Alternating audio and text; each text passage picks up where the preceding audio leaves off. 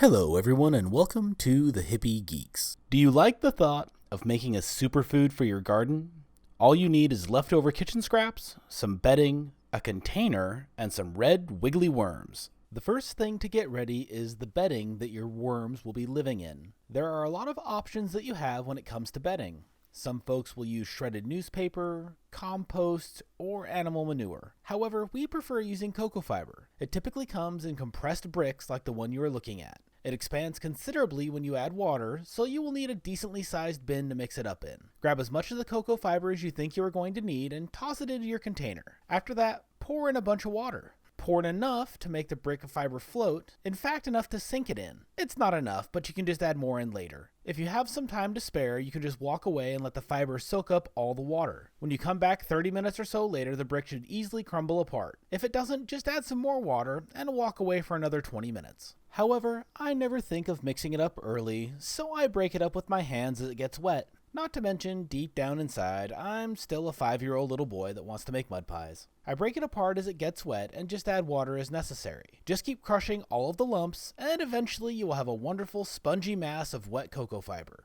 You don't want it to be a soup, but you do want it to be very damp. As you're about to see, this is our second year with these worms, so I'm not mixing in anything else. If this is your first year, however, you will want to mix in some compost or dirt with the fibers to give the worms a good environment to start in. Our particular worm bin is an antique clawfoot tub. We picked this up last year for a really decent price, and it has made a spectacular worm bin. We placed some river rock in the bottom covered with a sheet of heavy weed cloth for drainage, and to keep the castings separate from the rocks. Speaking of this being our second year, this is what a worm bin looks like after a year of the worms working their magic. This all started out as cocoa fiber mixed with some compost around this time last year. At this point, they have turned all of that bedding and the kitchen scraps we have fed to them directly into sweet, delicious worm casting. That is the garden superfood that we talked about at the beginning of this video. Lindsay has already taken some of the castings out for things she planted earlier in the week, and I want to scoot the rest of it all to one side.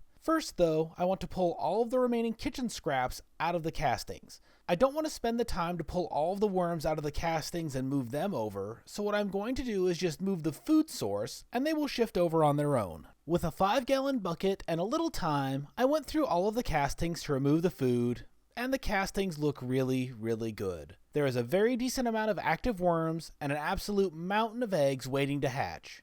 Once the weather warms up a little, we will have an explosion of growth that will get us back to this spot again next year. Once I had all of the scraps pulled out, I moved everything over to the left side of the tub to make room for the new bedding. Here you can see what we did for drainage in the tub.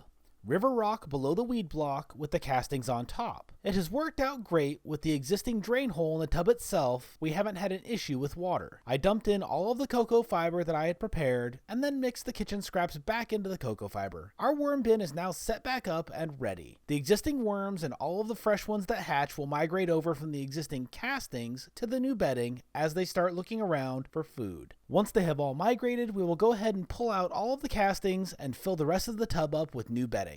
If you are going to raise worms, it doesn't need to be as large of a production as this is. We have a lot of kitchen scraps, and I like that the system is large enough that we can pretty much ignore it while the worms do their business. However, you can raise worms in something as small as a shoebox and still see results. As long as you keep the bedding wet, feed them plenty of scraps, and keep the bin covered in dark, the worms will thrive. Your garden and houseplants will love it when you work some of these castings into the soil, and we love that we have another place to use our kitchen scraps. Between the worms, chickens, and compost bin, nothing that comes out of our kitchen goes to waste. Have any of you folks tried raising worms or using worm castings in your garden? We have had a lot of success with them, and I'm really curious to hear about your experience with it in the garden. Leave a comment below and let us know your thoughts. If this is your first time here on the Hippie Geeks, it would be wonderful to have you subscribe.